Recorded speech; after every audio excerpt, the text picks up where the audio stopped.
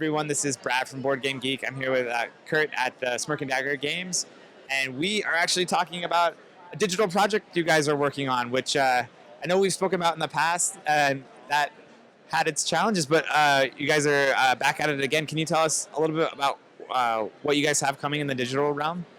Yeah, actually, we're really excited. Cutthroat Caverns has been one of our flagship products, for almost 10 years now. And we have wanted to do a digital app for the game for a long time. And as you say, it's had lots of starts and stops, but we finally found a partner who is really going to get this done. I've just looked at the alpha version, or maybe the alpha version of this thing, but it's a fully working version of the app. The graphics aren't ready yet, the action cards don't work yet, but every AI in the game is perfectly tuned to the kind of players that we see at the table. And if you've played Cutthroat Caverns, you understand why we had to go with really an AI structure, because so much of that game is to take that, instant reaction kind of things, and anytime you have lag or that kind of thing, it would just make the game impossible to play if you were trying to network that play. Or even pass and play would be very difficult. So this app is going to set up your choice. You can have a 9-encounter game or a 5-encounter game. And if you have a 5-encounter game, your life points get dropped to about half, so that there's a threat of death still in it. The other thing is that you are playing against 3 other randomly selected characters from the game. Now, each of them has a unique personality. So, for example, one of those characters sees you as their most hated person. They're always going to target you with nasty stuff. Some characters are going to say, oh, you know what? I'm targeting with all my bad stuff someone who was just terrible to me. And it's always tit for tat with that character. Where there's one that's like a peacemaker. Spread it out evenly, don't upset anybody, and can I heal you? Absolutely, I'll always say yes. So just like the players we actually see at the table, we have constructed these personalities to really simulate what it's like to play the game. So they're really, really smart AIs. That sounds like a fascinating take on the game, because it does have that social element to it. It's nice to see that you're trying to recreate that with an AI structure. Yeah, it's the only way the game works. I've seen 1 or 2 apps that if you click the AI setting, it almost feels random, and this game would fall apart if you had that experience. So you have to believe that these are real characters, and for that same reason, we're going to animate the faces of the characters. So if you do something bad to them, they're going to like growl and react. And if they get away with something, they're going to chuckle. So it's just like being at the table as much as we can possibly make it.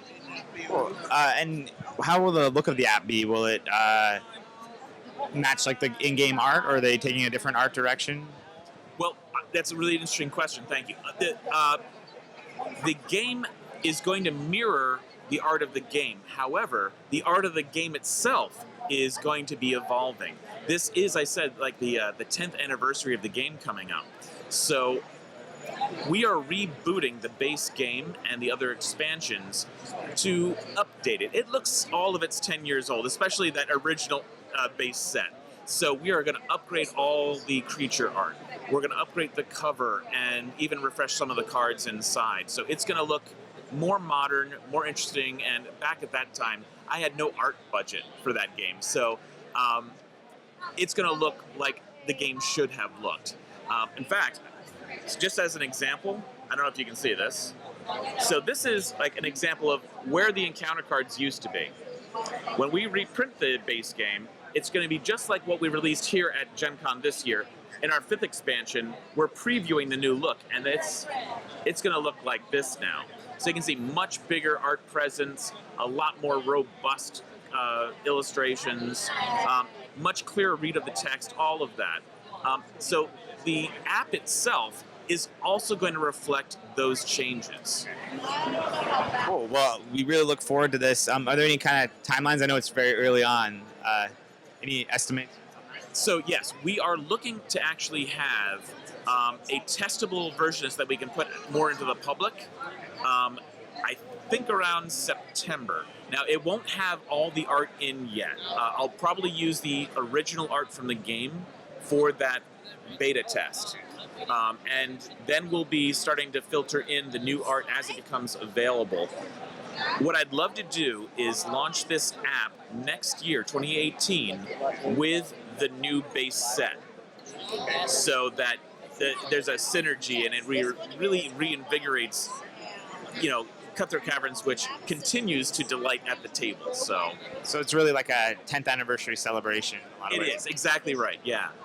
Well, thank you so much. It's glad to hear that you guys are trying it again, and it sounds like you've got a really great partner this time. So we look forward to seeing the game. Yep, and I didn't even mention the partner's name. I should do that. Oh, yeah. So yeah, the developer is Cell Block Studios, and just recently, last year they were here at Gen Con showing off their game Snarf Quest, which was a lot of fun. And they actually came to us. They loved Cutthroat Caverns so much. They're like, how about if we work together on this thing? I was like, oh my god, yes, because I've been trying so hard. But yeah, so we're really excited, and they're a great partner. They're really smart guys. They're going to make this AI sing. Awesome. Well, thank you so much for telling us about the game. Look forward to checking it out. Thanks. All right. So long, everyone.